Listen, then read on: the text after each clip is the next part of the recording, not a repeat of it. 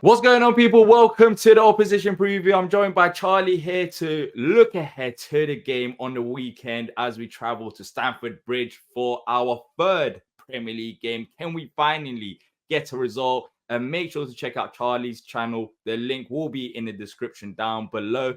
Charlie, welcome back to the channel. With Chelsea is non-stop. From the outside looking in, there's always something going on, whether a player's coming in, whether a player is leaving. I know we're pre-recording this before the Conference League game, so there might be a few more transfers by the time this is posted. But as a Chelsea fan, even going into the season, I know we played 2 games already. How has it been? How are you feeling going into this game? Yeah, mate, it's been kind of mad, Obviously, expected this summer to be maybe a little bit quieter than previous ones, but yeah, okay, we might not have spent as much money and as bigger transfer fees as in previous windows, but still a lot of businesses have been done. I think we've made 12 signings. There's maybe room for one more before the deadline on Friday. And it could be a big one. It could be an Osimhen, could be an Ivan Toney. There's exciting possibilities. Yeah, the summer's been mad. It doesn't feel like Pochettino was replaced this summer. That feels like a lifetime ago now. Yeah. Maresca's in. We've had 3 games. I actually don't think we've played particularly badly in any of those games. And we got a much needed win against Wolves at the weekend, which we really, really needed. Even though it was only the second game, we needed to, get the 3 points on the board as quickly as possible. And it's a ground we hadn't won at since 2019. So it's a bit of a bogey ground for us, place that we find difficult to go to. So that was a big confidence boost. And then, yeah, as you said, we got the game against the second leg on Thursday night against Servette. We're 2 up. So you'd imagine there'll be a few changes. We should be able to rest a number of players before the game on Sunday. So, yeah, look, it's exciting times to be a Chelsea fan, whether for good or for bad. There's always stuff going on. There's always things to discuss. And I kind of feel optimistic about this season. Obviously, there'll be perhaps a lot of bearing on these last few days on whether a big name striker comes in or not. But I think we've got the quality and the ability to finish in the top 4. But the big question is, can we find that level of consistency across the season to do it? And that's been a problem for the last couple of seasons that we do need to address. Yeah, when you're looking at your transfers and players coming in, as you've mentioned, 12 so far, we don't know the final number. Of course, that could easily change as the deadline day is approaching. As a Chelsea fan, from that, it'll be nice to get your perspective. From the outside looking in, there's a lot of business, and we're hearing talks about maybe some players are training by themselves. There's a separate group away from the first team group. How do you find all of that situation? And is it as bad as the media put it out to be? I definitely don't think it's as bad as what's being made out. It very much feels like it's kind of open season for everyone to piling on Chelsea, sort of an easy target. And look, I can understand that to a certain extent. But I think within the club, within the fan base, there's a lot more relaxed about the situation. Look, for what it's worth, I don't agree with any players being treated how some of the players have been treated. The likes of Sterling, Trevor Chalobah, the Conor Gallagher situation. I don't care who you are. Look, even if I think that Sterling should go, Chilwell should go, I don't necessarily agree with how these players have been treated. Being banished to train away from the squad, not allowed to use the first team facilities and things like that. I think it's a little bit harsh. These are human beings at the end of the day, and look, whilst they're footballing decisions, and I don't disagree. Well, I disagree with the Chalobah one, but in terms of Sterling, Chilwell, I don't disagree with it on a football level, but on a human level, you've got a feel for these guys. It's not the nicest situation to find yourself in, but I think we've got to realise that this is not a new thing in football. If someone's surplus to requirements, they don't train with the first team. That's not a new thing. We've seen it at countless clubs. We've even seen it at Man United, the Jadon Sancho situation where he had the big falling out last season. The guy couldn't even have lunch in the canteen at United. Yeah. And so I feel like Chelsea are an easy target. This is something that's gone on for a long time in football. And it's probably something that maybe needs to be looked into and maybe needs to be changed. What I would say of Chelsea, though, is I do feel like players are almost treated like kind of trading cards rather than human beings under this ownership at this point in time. There's a high volume of players coming in. There's a high volume of players going out. And there's very much this sort of mentality where the good ones will stay and it will work. The others will just bought to be flipped for a profit. And I get football's a business and it's a business model.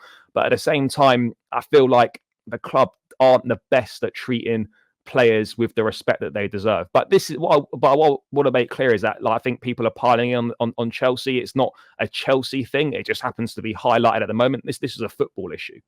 Yeah, it is a football issue, and there are rule changes that's already been implemented, such as the contract length, etc. Because I mean, I think it was last year where I think it was Chelsea that was handing out 7 years, 6 year, and then afterwards, I think FIFA try to stop that approach. But yeah, I mean, it is a business nowadays. As much as we love our football clubs, it is a business. But I'm surprised from a Palace fan perspective on Chelsea, because that is the approach that we kind of do. Of course, we're not buying 12 or 13 players, but buying young players, trying to develop them and hopefully sell them on for higher value.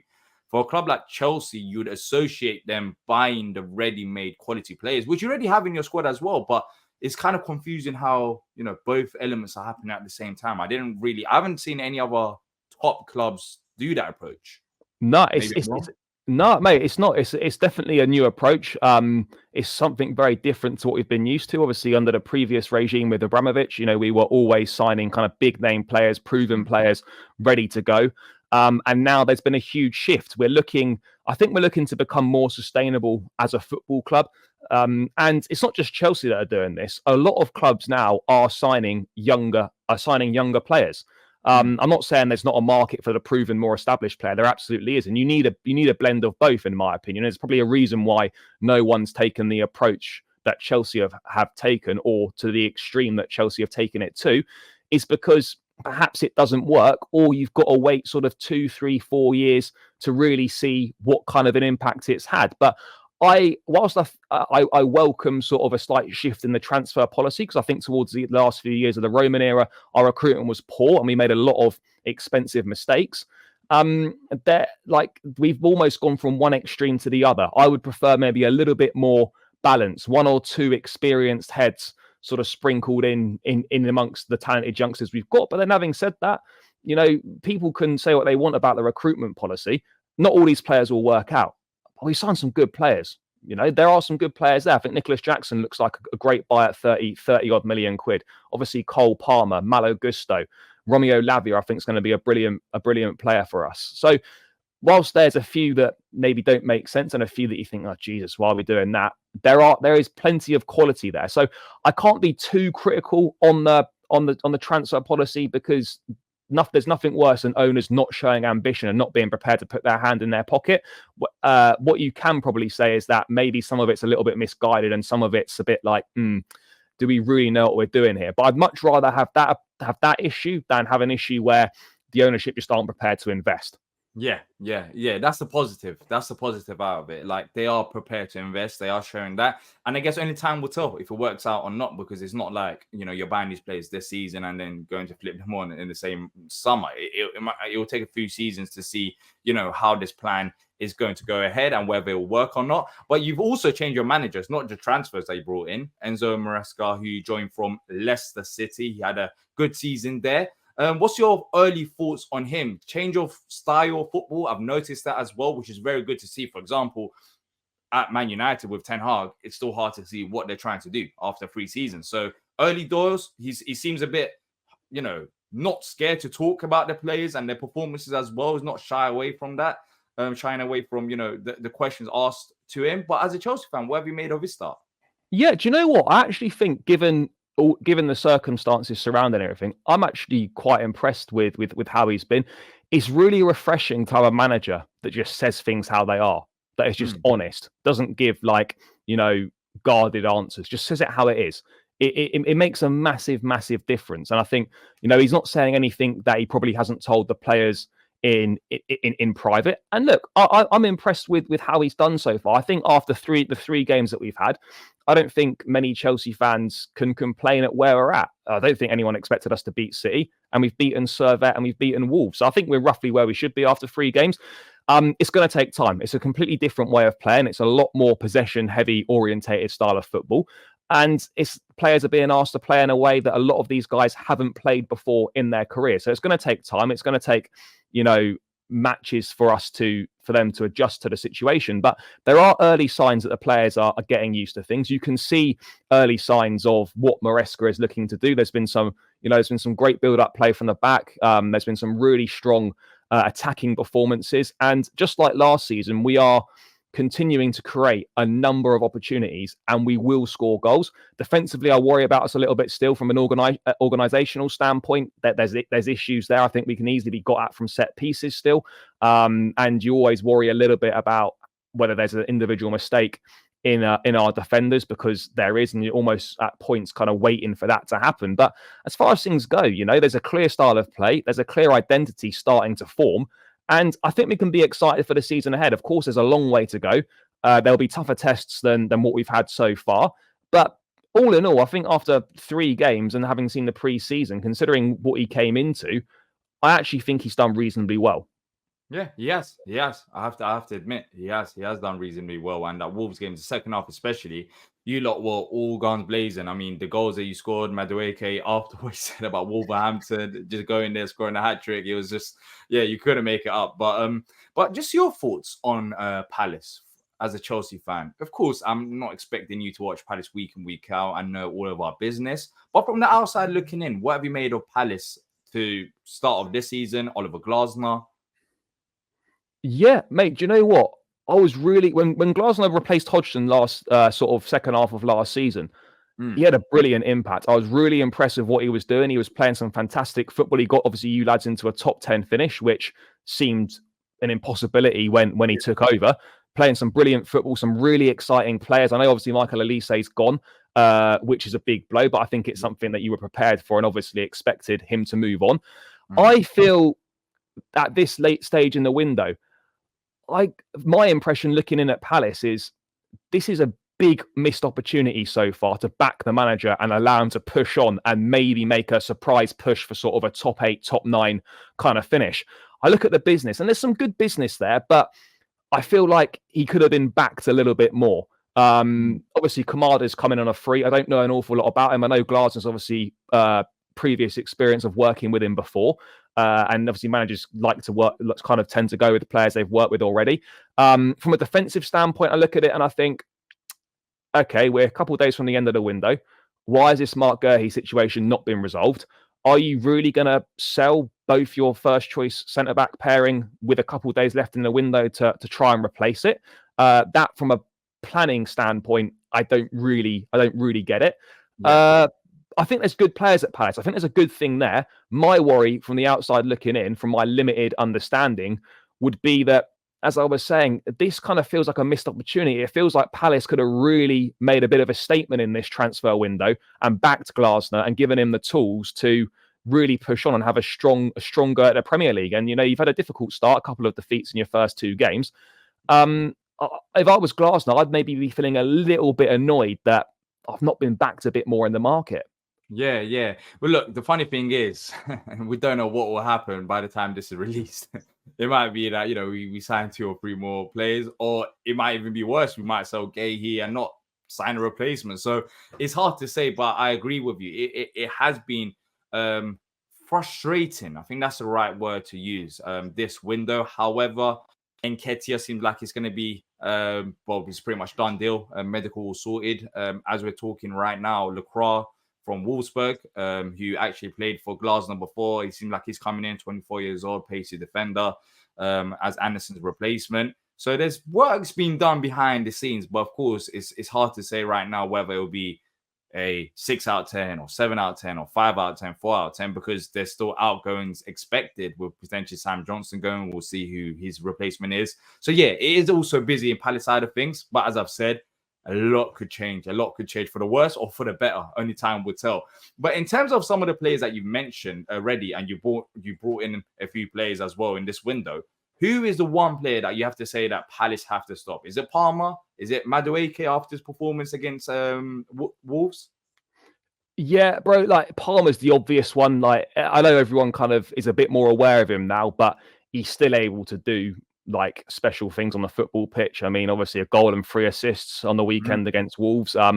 Hopefully he can continue to push on. He's the obvious one to look out for.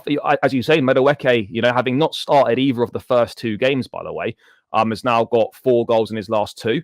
He's a threat. He's dangerous. It looks like he's thriving in this Maresca system, and he looks like he's added some end products to his game, which is a big plus. Other players to look out for, I'd say, obviously Christopher Nkunku is a quality operator. Perhaps we've not seen the best of him yet so far at this early point, but he's a big threat. The likes of Pedro Neto, if he starts, Joao Felix from the bench potentially. There's so much attacking talent that, anyone's got to be wary, because if it clicks, we have got the ability to score 3, 4, 5 goals. So I'd say mainly the attacking players are the ones to look out for. I'll probably go Palmer, Nkunku, and Pedro Neto, because I think those are probably the ones that are most likely to start, and maybe along with Madueke as well. So we got players to cause you problems, but again, can we be clinical in front of goal? Will we have our shooting boots on, and can we keep things tight at the other end? But yeah, we've got the quality to hurt any opposition, I feel. Yeah, you got depth. You got very good depth. Even looking at your bench on the weekend against Wolves, I think the depth is there.